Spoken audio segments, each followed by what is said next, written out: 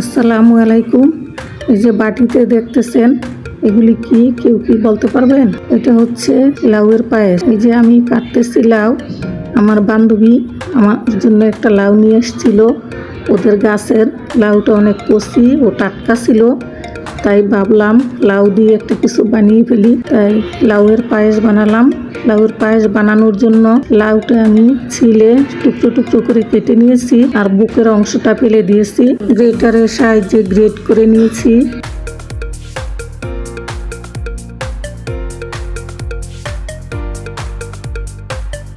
চুলায় পানি বসিয়ে রেখেছিলাম। পানি বলক এসে গেলে আমি লাউগুলি চুলায় দিয়ে একটা বলক কিনে নিব, যাতে লাউয়ের গন্ধটা না থাকে। তো লাউটা সিদ্ধ হয়ে গেছে, একটি চাটনিতে নামিয়ে নিয়েছি। এরপর চুলায় আমি 1 লিটারের মতো দুধ জাল করে রেখেছিলাম।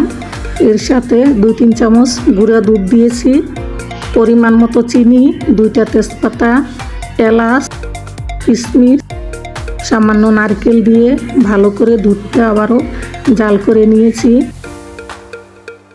জাল করা হয়ে গেলে সিদ্ধ করে রাখা লাউ দিয়ে দিলাম। লাউগুলি দিয়ে আবারও কিছুক্ষণ জাল করে নিব।